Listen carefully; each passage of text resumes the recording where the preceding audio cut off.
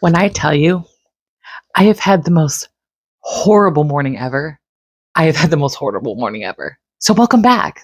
We could literally watch Kristen chain smoke cigarettes for freaking hours. All right, so here's the thing. I don't know if you guys can see the protruding bruise coming out of my arm right now. I ate shit, okay? I highly recommend going to my TikTok and you can actually watch the video of me actually eating said shit. It's pretty funny, I'm not gonna lie. Okay, so here's the thing. Episode 2, season 11. Here we are. We got thoughts, we got opinions. Let's just dive on in. If you are new here, hi, my name is Sam. I am a commentary channel where I talk about pop culture, I talk about reality TV shows, and I am currently talking about Vanderpump Rules, my favorite reality TV show slash probably favorite TV show of like all time. I'm obsessed with it. I love it. I've watched it from the beginning. It's just the best. And I think season 11 is really doing a good job overall so far. I have thoughts, I have opinions. Follow me, subscribe, like, share, do it all.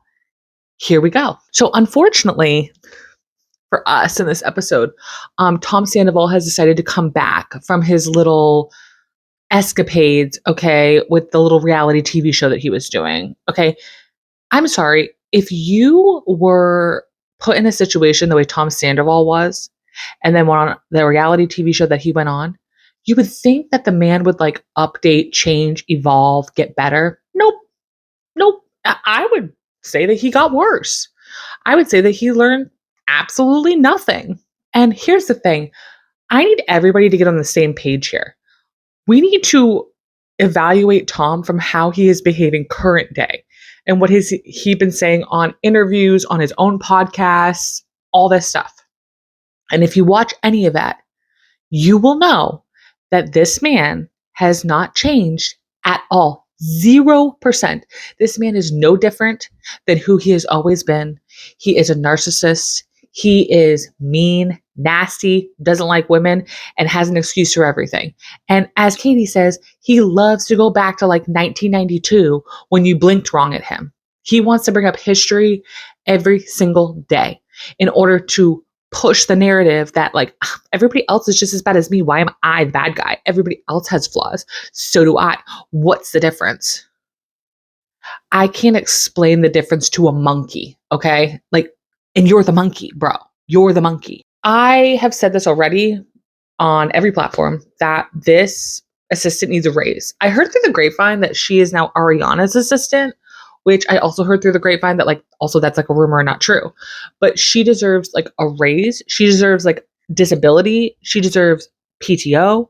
She deserves postpartum like leave. She deserves it all. Anything, any benefit that you can give an employee, this woman deserves it, needs it right here, right now. Because the fact that she put up with a demon of a human as Tom Sandoval, make her the CEO, make her the CFO, make her the president, whatever you want. Also, like, we need to get her on Watch What Happens Live. We need to get her on Scheananigans. We need to get her somewhere, okay, talking. I heard she has a podcast, but I need her, like, airing it out. I need a book. I need a tell all. I need something, okay? I need an essay. I need to know what is going on in that house because I look at the cat and I look at the dog and I think to myself, they have seen hell. They have seen hell, they know it exists, and they lived in it. And to be around the people that they were around, to be around the parties that these animals have seen and the dumb shit that these people have done around them, I can't even imagine. And then obviously you add on the assistant. I'm like, I feel horrible for her. I just think that Tom at this point, Sandoval, is just loving that Ariana is still around and thinks that somehow she's going to forget what he did and the way that he behaved. And that if he does certain things, she'll be like, oh, he's such a good guy. Like him opening her mail is insane to me. Putting her license plates on her car is ridiculous. Like, bro, leave her alone. You're not going to make anything better. And I think he says in the after show, it was either last episode or this episode, he had said that he thinks that Ariana likes having him around to feel like protected. Sweetie, honey, sugar, baby. You couldn't protect a fly. Okay. If I'm in an emergency, the last person I want protecting me is Tom Sandoval. Okay. I want Katie Maloney. Okay. That's who I want protecting me. Katie Maloney. That woman knows how to get out of a situation. 1000%. Okay. I don't want Tom Sandoval. I don't feel protected. Maya, the dog, okay, the cat that lives there is more protective than Tom Sandoval is. So I'm not sure what the hell you're talking about. He just is always, and he said this on Nick Viall's podcast, like, I'm a good friend. I'm a good friend. Like, I'm like the bestest friend. Like, I do so much for my friends, so much for my friends. But you also, the second that any of your friends talk outside of who you think you are in your head, all of a sudden they're the problem. They have issues. Let me show you all the things that I've been keeping in my secret file system in my brain to hold against you when you try to turn on me. That's what's psychotic about him, is he always has like a little filing cabinet in the back of his head, and he's like ready to go through it when someone disobeys him. He's ready to just shuffle through it and find that one thing that you did to him that he can just shove right back in your face. It's like, dude, get a hobby. Get a life. The whole thing of like Tom saying that he still loves Rachel is like sick and demented to me. Like, you never loved her. You don't love her. You love the attention you got from her. You love that a 20-something-year-old gave two rats' butts about you. You love that someone didn't hold you accountable on a regular basis. You love that someone didn't hear what you said and rebutted back to it. That's what you liked. You like someone that put up with your shit. And that's what she was. She put up with your shit. And then one day, everything went to shit and she didn't want to put up with your shit anymore. And now she currently wants nothing to do with you and doesn't want to talk to you, as she should not. And so this whole like, I'm still in love with her. We send letters to each other. I'm glad Rachel woke up one day and was like, demon, stay away. I rebuke you. Like, I love that she's just like, I finally saw the light. I wish so much that Ariana and Rachel would pull like a Stassi and a Kristen and kind of like come back together and be friends and just like make this person's life a living hell. Also, Tom Sandoval truly wants to die on this hill that like him and Ariana are the same. Ariana is doing the same things he's doing and he's doing the same things she's doing. And it's like, that's just not true. With this birthday situation, he's like, I want to have friends over for a birthday. She has friends over and does stuff. She has friends over and is drinking wine and watching Love Island.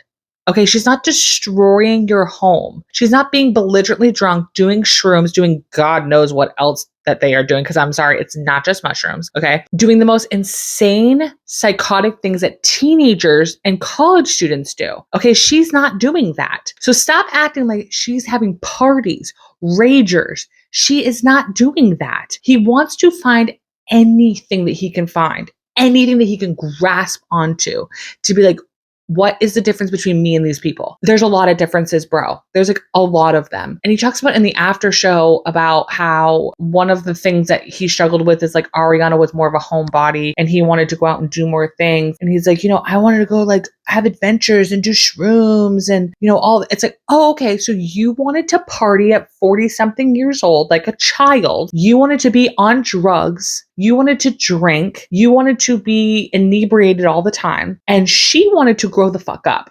And you did not.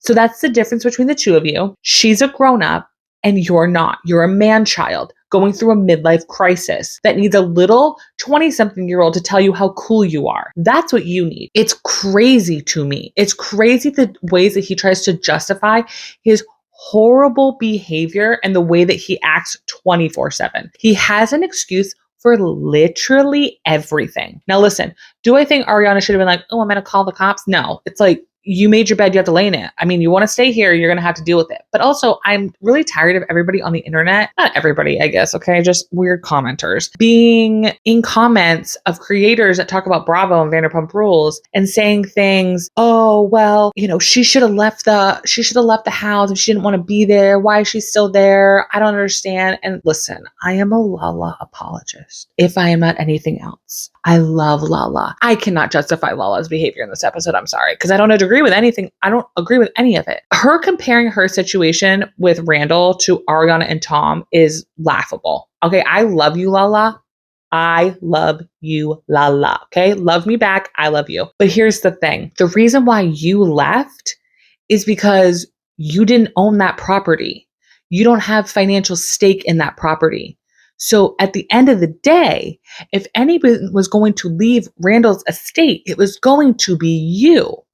And Ariana also said that it's a different situation because they don't have children. Lala has a child. So there's someone that you need to actually like protect basically and like really take care of. And also Lala has family here that literally packed everything up and just moved to support and help her. Ariana doesn't have that luxury. Ariana's family can't do that. So her situation is much different. Also, contrary to popular belief, Ariana is not a millionaire. I don't think people understand how finances work, but just because you see Ariana got $1 million from a sponsorship or from whatever, she still has to give money to lawyers, to a real estate agent, to managers, to publicists, to assistants, to bills, whatever. So at the end of the day, she's not making $1 million. And all these other cast members know that. So this whole like, oh, she's making so much money. She could have found another. So she's going to have a mortgage. She's also going to pay rent on something about her. She also has her cocktail business and she's going to pay for an apartment. No, she's not. No, she is not. Her boyfriend doesn't live near her. She also doesn't want to live with her boyfriend right now. I don't know what else to tell. I don't know how else to make it clear to you that people can't just up and leave their homes and have bundles of money just shooting out of their butts. That's not how life works. And so when other commenters are saying that, I just sit there and I'm just like, oh, so you've never owned property a day in your life. You've never owned property. You've never broken up with somebody and have owned property with them. Or you must have just boatloads of money. Because I don't understand the logic behind, oh, why is she still there in the house? He also is lowballing her in the situation with the house. There are real estate agents, there are money people who have looked into how much this houses could be sold for and how much she should be getting.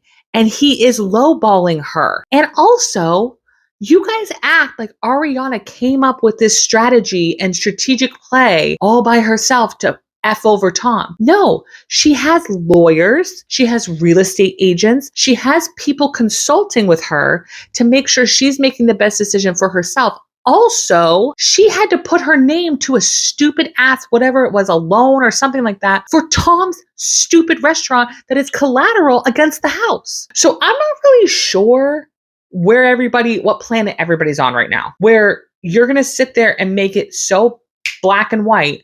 Oh, well, just get over it. Just leave. You want to leave? Leave.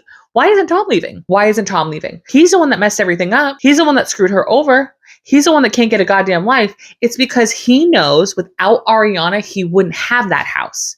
He would still be living in a scuzzy, nasty, old, Breaking Bad apartment by himself if it was not for her. He would have roommates if it was not for her.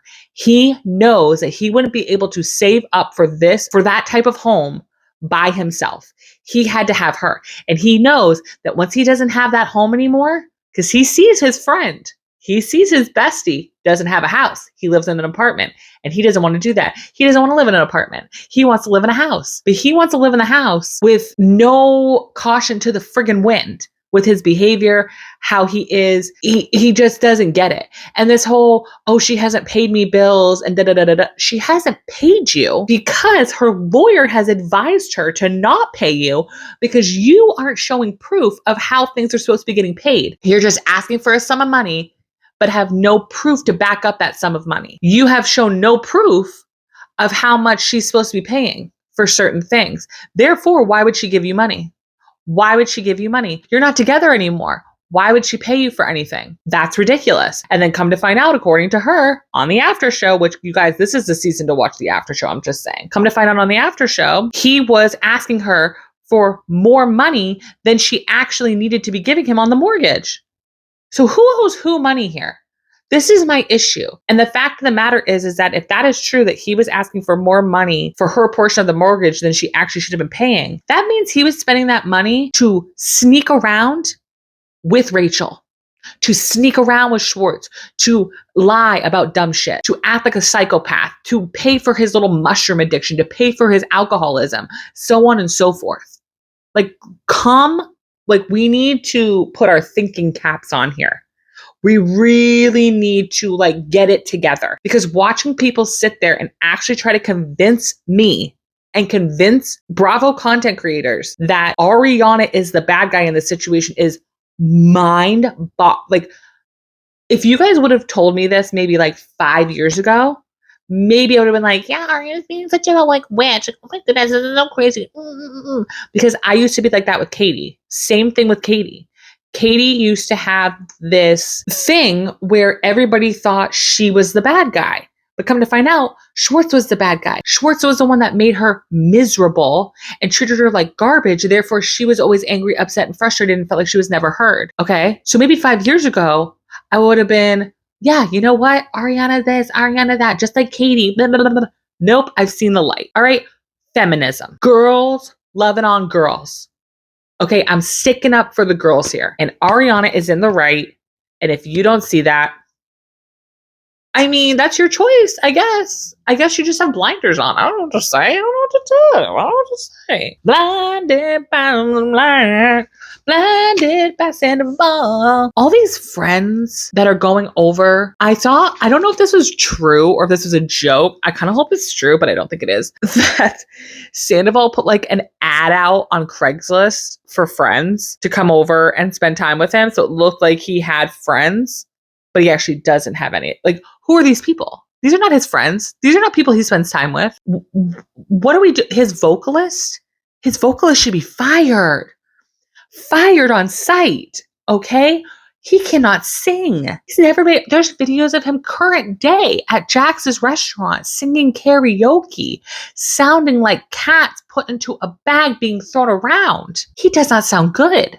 I don't, And Billy Lee and is it Kevin Lee, Kevin whatever, who designs jewelry or whatever. What's going on? Are we house parties at 40? Do 40-year-olds have house parties? I just don't. Am I just a boring housewife? Is that what it is? Am I just a boring housewife and I don't get it? I didn't get it because I don't get it. I really don't understand how we are in our 40s having house parties with galaxy light, drinking beer like we're in college. Grow up. As Ariana said, you own a restaurant. Oh, wait, that's right. You can't go to that restaurant because you ruined it. Because you ruined your restaurant. You're crazy for this. Crazy. Let's go into the James portion of this video. Okay, the James portion of this episode. So for me, I understand where James is coming from. I understand that James wants an apology and that he believes he should have had one a while ago. So I understand that. Okay. But you're going to an empty well. You're going to an empty well. There's nothing in there. He's not sorry for what he's done. He's sorry he got caught for what he did. There's a difference. Okay. Sandoval is just sorry that someone finally caught him doing stupid things and called him out for it.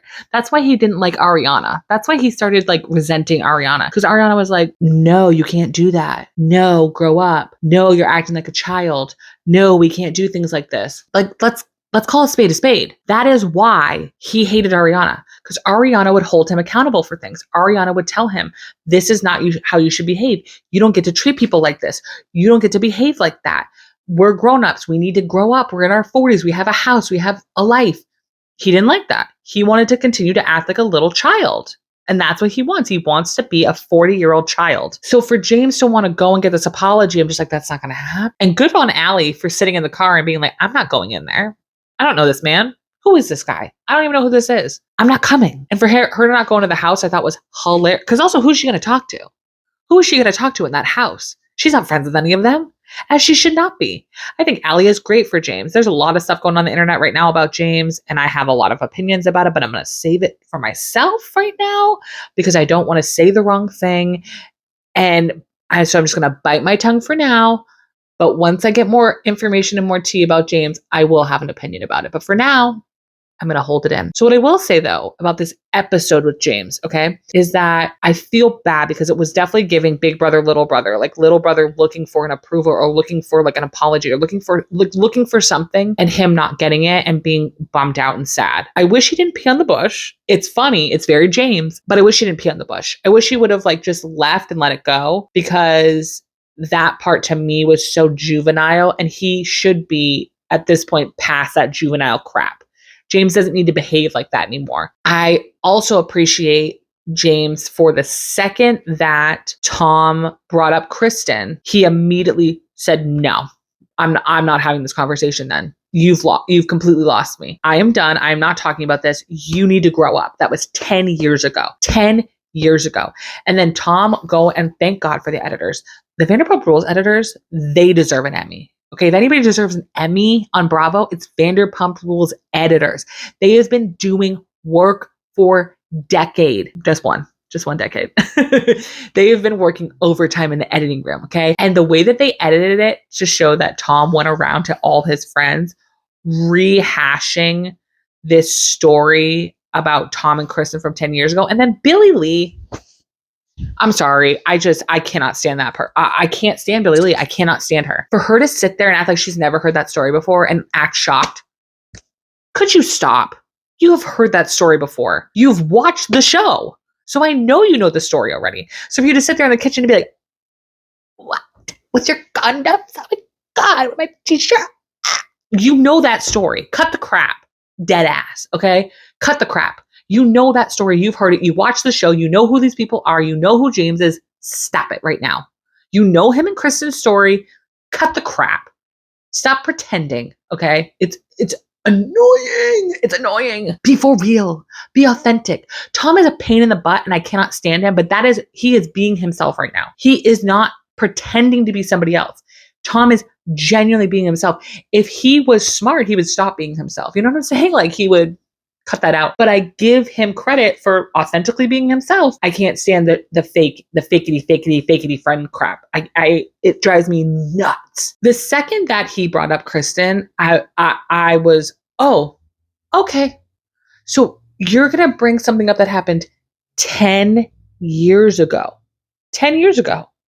When he was 21 years old, 21, 22, I think, years old, and was an idiot and acted ridiculous. You're going to bring up when he was a child, basically. Did you do dumb shit when you were a child? Oh, wait, that's right. You're still doing dumb shit as a 40-year-old. So why are we just apologize? Just apologize. With what James said about the apology, yeah, you know what? You didn't want to apologize the first week, the first month. Totally understandable. Shit hit the fan. It is what it is. That's fine. But to go 3 months and wait until the show is being taped, that's when you're ready to give an apology on camera. Remember that. On camera. Now all of a sudden you're fine with an apology? It's the same thing with Scheana. He wouldn't give her an apology if he wasn't on the TV show with her. But because they're on a TV show together, now all of a sudden magically you want to give her an apology. You're going to give her an apology, most likely. This is my assumption. You're going to have a conversation with her. But those 3 months when you weren't on camera and you weren't filming, that's not when you wanted to talk to her privately as a friend to friend. You didn't want to do it then? Oh, okay. Oh, okay. Wow. I could sit here for days, okay? Hours, days, weeks, years, and talk about Tom Sandoval and how much of a bad person he is. I cannot emphasize this enough. He is not a good person, okay? But I am proud of James for not allowing the conversation to continue and for calling him out and for walking away. I'm frustrated because I am seeing these awesome sides of Schwartz, where Schwartz is holding Tom accountable, saying that I'm going to take care of me. I'm not taking care of you anymore. For calling Sandoval out at the restaurant about how, we couldn't bring you to the restaurant because it was a shit show. It was hell. It was crazy. We needed to take some space from that. But why didn't you at least go, hey, here's some ideas. Here's some things. Here's some ways I can help and support you. No, he doesn't care. He does not care. He doesn't care about the restaurant unless it involves him. The first thing he kept saying was, oh, I could have showed up and I could have like walked around and like, no, he wanted it to be about him. He wanted everybody to show up, like, oh, Tom, and have all the attention on him. That's what he wanted. He hated he couldn't have that. He hated that. He went on the road because he wanted the attention. He wanted to be the star. He wanted to be a rock and roll superstar. Cut the crap. Cut it out. He doesn't care about any of you. He doesn't care about Schwartz. And to watch Schwartz hold him accountable multiple times and hold his feet to the fire has been refreshing. But as we see current day, right now, not when the show is taping, but now, they're still friends. I will never get over how you will back Sandoval up for everything and anything. But your wife, who loved you, was there for you, supported you, was your number one fan, came to the table with ideas to help you out on all your ventures and all your crazy shit ideas. You couldn't back her up. You couldn't love her. You couldn't be there for her. No, you stood up for this idiot who screwed you over. Whereas Katie never did that to Schwartz. Nothing to that extent. That was mind-boggling horrible. She never left you out to dry and was like, your problem, not mine. She never did that. Schwartz should still be married to Katie, but he chose Sandoval over his marriage, which is depressing, which is so sad, because I do think Katie and Tom had this like love friendship where they loved each other a lot. But sometimes that's not enough when your partner's just not standing up for you anymore, doesn't care about you, and leaves you out to dry all the time for a guy who gives two rats about your existence and what happens to you. As long as it doesn't have anything to do with him, he won't care. The second it has anything to do with him, though, he's like, oh yeah, I'm the best friend. I'm so amazing. He only likes being a best friend, might I say. He only likes coming off like he's the best friend for his own ego. He likes that it makes him look good. He's not doing it because it's like a selfless act to be a friend. He's doing it because then he can go around saying, I'm such a good friend. I'm such a good friend. I'm such a good friend, to kind of like balance out his crap behavior. It's like, oh, well, I did this bad thing, but I'm such a good friend. So what are you talking about? You don't even understand. That's the issue here. That is the issue. I just wish Schwartz would drop him.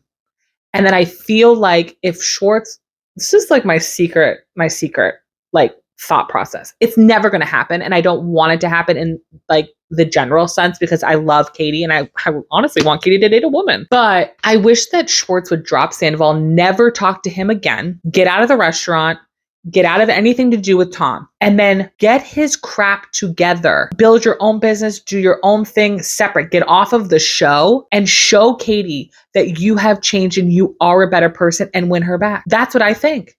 I think that would be amazing. It's never going to happen. So because of that, I want Katie to date a woman. I think Katie and Dana should just date. I mean, they both like women. They're both hot as hell. They had that podcast together. I mean, girls, come together right now. They should date each other. They're really hot. And their little short haircuts. It's so cute. I love them so much. Some other random things. Sandoval getting sober for Rachel is a crock of crap. It's another manipulative thing that he can use to benefit him in his shenanigans and his BS. Scheana. I'm excited about Scheana moving forward with the music thing. I think it's really good for her. I love that she went out for emo night and is finding a way to have her own space in her own time, and to have Summer Moon have her own space and time. I think that's really, really good. I think it's hilarious that the girl that's babysitting Summer is the one that's going to hook up with Katie and Tom. I think that is great. Also, she is literally gorgeous. Her skin is the most beautiful color. It's flawless. Her makeup, her eyes, maybe I have a crush on her. I don't know. But she's absolutely drop dead gorgeous. I date her too. And I love that that's about to be a thing. And of course, Scheana's the one that introduces them, because that's just, Scheana always loves to cause a mess. That being said, Scheana's just not a girl's girl. I'm just going to say it definitively with all toes down. Scheana's not a girl's girl. And I hate that. And I'm really scared that Scheana's going to do something to Lala, because Lala's kind of the last one that she hasn't screwed over a man. And I'm waiting, because trying to be friends with Tom Sandoval is psychotic behavior to me. I think it is the ultimate, like just the ultimate, I don't know, I'm gonna say betrayal because I feel like that's too much, but I guess like that's the ultimate betrayal, James, is Scheana communicating with Tom. Like, I don't understand that. I don't get it. I don't see how you can't see that. And I'm not talking about she should stop talking to him because of Ariana. She should stop talking to him for her own mental health and for her own friendship. He is not a good person. So she shouldn't be spending time with him at all, regardless, 0%. Okay. And I saw another thing about Carl and Lindsay and how she's been spending time with Carl instead of Lindsay. And I'm just like, at what point, Scheana, are you going to stop supporting men that are making bad choices and doing bad things and start supporting women? I'm just so confused. But I also love seeing this side of Scheana. I love seeing her and Lala with their children and like seeing their struggles as mothers. Because at the end of the day, you guys, I grew up with these women. Okay, I grew up, Lala and I are about the same age. Sheena's a couple years older than me. So I grew up with them. So I watched them go through life pretty much at the same pace I was going through life. Okay, I have a 1-year-old now. They have 2 3-year-olds. I have a son. I have another son. Like, you know what I'm saying? So I love seeing her talk about her like OCD with postpartum. And I love hearing Lala talk about her journey with being a, 50-50 mom. Because one of my children, I'm a 50-50 mom. So I love all that. I love seeing that. What I hate seeing is when Lala and Scheana do these things that are just like question mark. But what I keep telling myself is, okay, if Ariana's still friends with them, because she is, they went to her Chicago premiere on Broadway. They're all still friends. They went to Dancing with the Stars. They're all still friends. So if they can also be friends, I'm okay with it. I'm going to let it go. But I do have question marks. And I'm just waiting for Scheana to do that to Lala, to pick a man over Lala. I hope that doesn't happen. I hope that her and Lala are like this for the rest of their lives, because I think what they have created is so beautiful and so wonderful and have made their own little family and their own little hive, And I think that's so amazing. I never want that to leave for the two of them. But the way that Scheana behaves sometimes, my jaw is kind of on the floor sometimes. And I see where Brock is coming from, because I've seen my husband come from that place of, I want my wife back. I love this person and I want to see them healthy. And it's hard. It really isn't just hard for the mom that's going through postpartum. It's obviously the hardest for them, but it is also hard when you have a good man, a good partner who loves you a lot, to watch their wife crumble and they can't do anything about it. It's really, really hard when you love him. And I know Brock wants to spend time with her and wants to be around her and love her and have fun with her. And that's just a struggle for her right now. And it's just so, it's so sad. And I really love Brock, and I love Brock and Scheana together. And I'm just really hoping like the best for them. So that's my thoughts and opinions on the episode. I think the season's going off really good so far. I like it a lot. I'm enjoying it. I'm going to keep obviously watching it and keep talking about it here. So if you guys want to follow me, I would really appreciate that. Subscribe, hit the like button, share this video. I would really appreciate that. And follow me on all social medias, on TikTok, on Instagram. You can come hang out with me. And I love you. I love that you're spending time with me. I appreciate you spending time with me. I think we're having a really good time. I really like this YouTube channel. I think it's just fun. It's just chill. We're besties. You know what I'm saying? You're my bestie. I'm your bestie. And we're just sitting and chatting. I'm just sitting here in my chair. I got my coffee. I got some notes and a camera. And we're just talking. And I think that's great. And I think we could all have a little bit of that in our lives. I don't have to be right here. I could be in the background. You can listen to me in the background. That's fine too. Whatever you want. But I love it and I enjoy it. And I hope you're having a great day. I hope you're having a great time. Hopefully in the next 2 weeks, the plan is to do my reality TV show rankings from 2000s reality TV shows. So if you have a reality TV show that you just love from the early 2000s, like Hills Laguna Beach era, okay, Rock of Love era, comment below your favorite TV show. I would love reality TV show. I would love to know what yours is. Okay. And let's comment a cocktail emoji. If you made it all the way to the end, put a comment below and put a cocktail emoji in your comment and I will like it. I appreciate you guys. Have a great day. Bye.